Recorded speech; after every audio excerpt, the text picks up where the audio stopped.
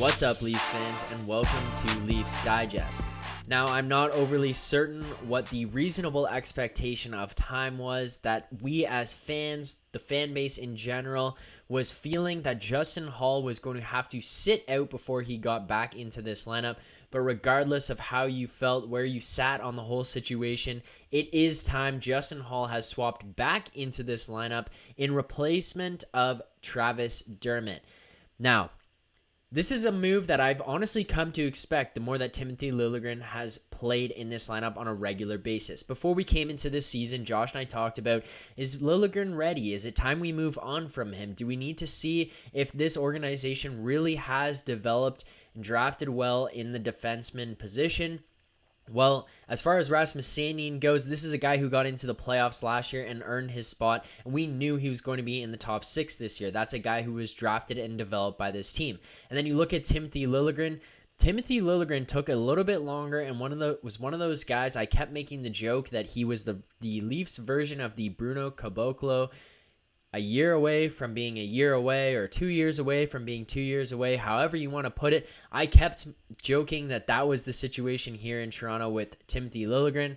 Well, he's proving us wrong on a nightly basis, showing us that he deserves to be in this lineup. So I think when it comes time that you absolutely get smoked by the Los Angeles Kings 5-1, you're looking to shake some things up a little bit, make some moves. Justin Holl going in for Travis Dermott is the natural. It's the responsible, it's the logical replacement and move in this situation, because anything else would just be taking out a guy who deserves to be in that top 6. Now, I'm not saying Travis Dermott necessarily doesn't deserve to be in the top 6 instead of a guy like Justin Holl, but I think when the team is looking for a little bit of a switch up, maybe they're just looking for a little shake up in terms of morale or in terms of overall feel on how the things have been going, they want to throw in a guy like Justin Holl. Travis Dermott's going to be the guy that comes out. Now, one thing that I think is interesting, which I want to touch on right away here before I get into some of these stats and the reasons these guys should be in or out of this lineup, is a quote from Sheldon Keefe when he was asked about Justin Holl going back in the lineup, and he said, and quote, "Travis Dermott will come out just for the sake of some continuity with Rasmus Sandin and Timothy Liljegren." End quote. Now, I got to be completely honest. I think this is a cop-out answer. I do. I think that Timothy Liljegren and Rasmus Sandin, they're not staying in the lineup for continuity. Timothy Liljegren and Rasmus Sandin are staying in the lineup because they deserve to be in the lineup. Rasmus Sandin, obviously ahead of Timothy Liljegren, yes, and I think that's generally agreed upon across the fan base, probably the players, the management, the coaches, whatever, but I think that's a generally agreed upon statement, is that Rasmus Sandin deserves to be in this lineup. Now, whether people have their opinions on Liljegren and they're not ready to commit to him being a top 6 guy or a guy that should be in every single night, overall, I don't know. What he will be, I don't know. But what he's doing right now, and this is where I can almost relate back to the Jack Campbell situation where we looked at it and said, right now he's elite, and I'm not saying Timothy Liljegren's elite, but right now Timothy Liljegren deserves to be in the top 6. He does. He's playing really well on a nightly basis, and as Sheldon Keefe said, the continuity between him and Rasmus Sandin, you would like to keep that going, so it's not completely wrong. But they are also they play off each other very well. The chemistry is there for them to just continue these things. When you watch them play in the defensive zone transitioning through the offensive zone, it is there. They understand each other. They know where they're going to be. They play well off of each other. Neither one of those guys should be coming out of this lineup. Now, looking at 3 of the other 5 defensemen, Morgan Rielly, TJ Brodie, Jake Muzzin. None of those 3 guys are coming out. It does not matter. Jake Muzzin, the only situation he would come out is if he just becomes absolutely terrible and forgets how to skate, or he is injured or sick or whatever, one of those kinds of situations. But he ain't coming out. Morgan Rielly's not coming out.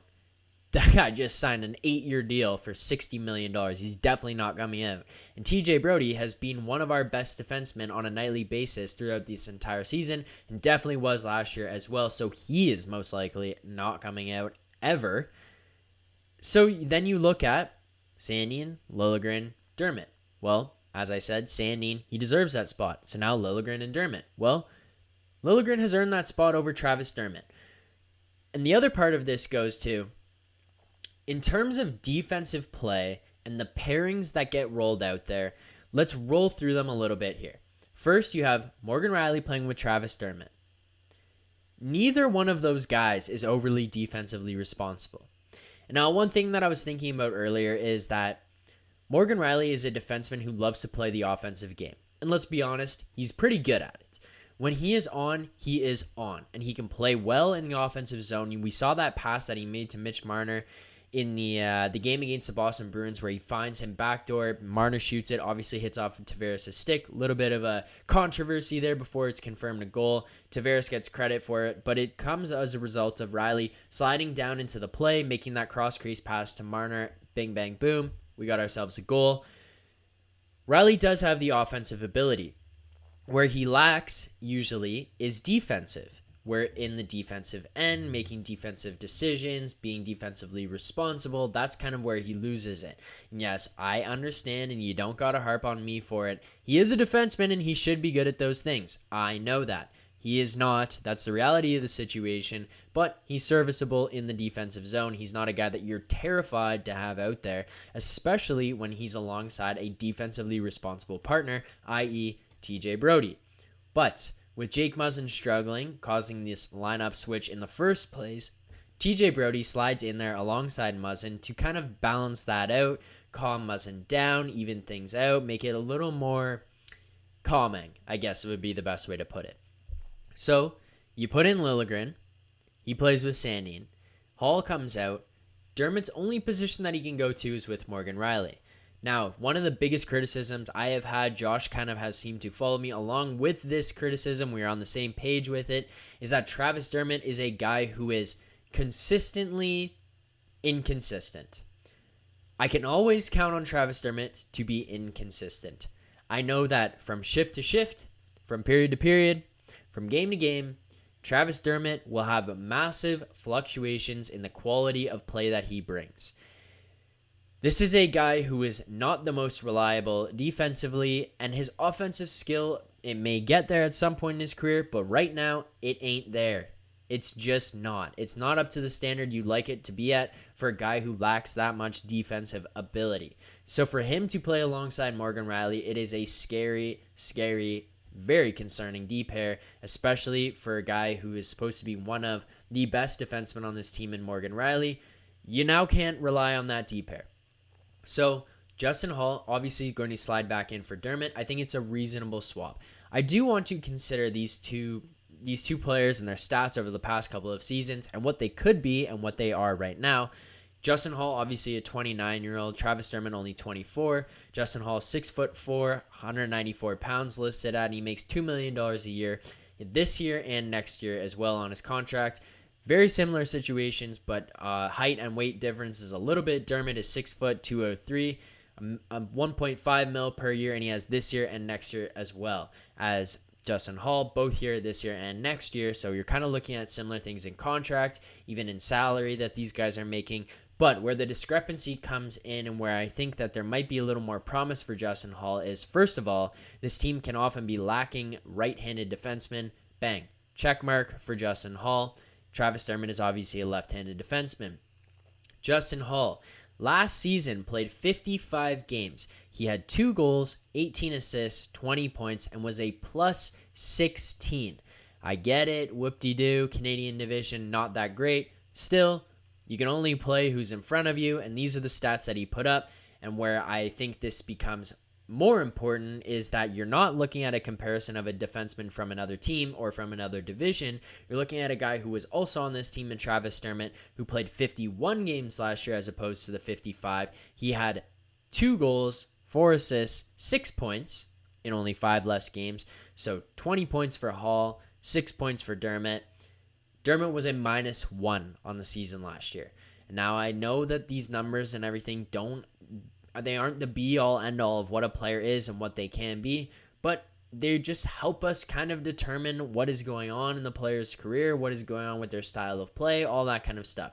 So right off the bat here, we're looking at a guy who is Travis Dermott, who isn't great defensively.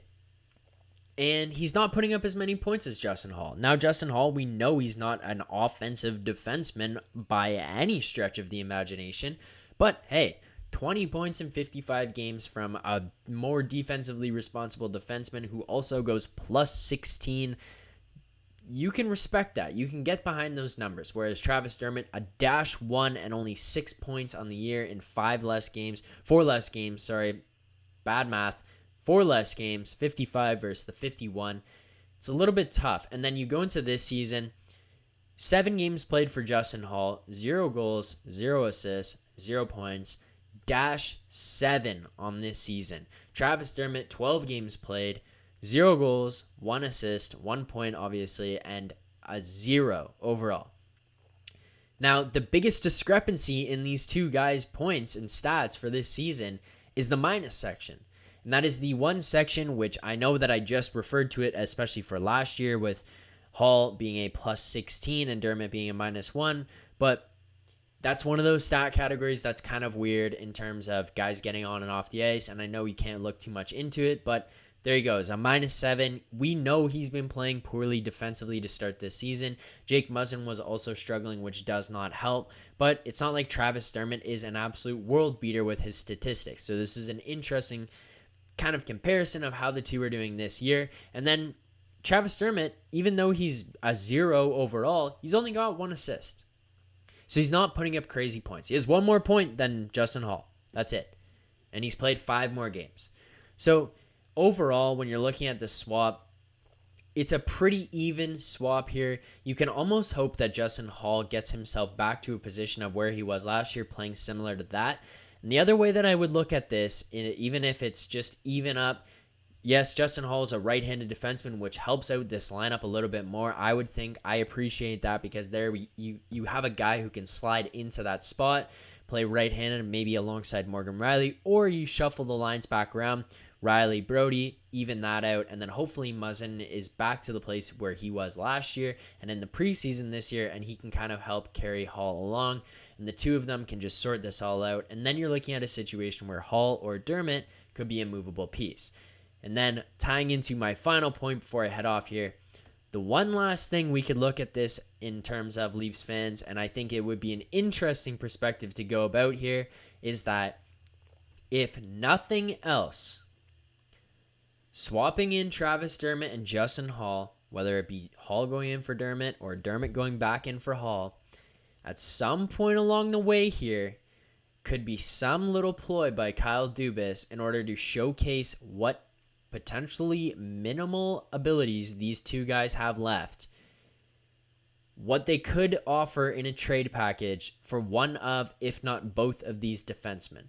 Because one thing that is important to remember, Leafs fans, is that if Justin Holl plays terrible to start this season, and then he just doesn't go back in again, he's going to have no trade value.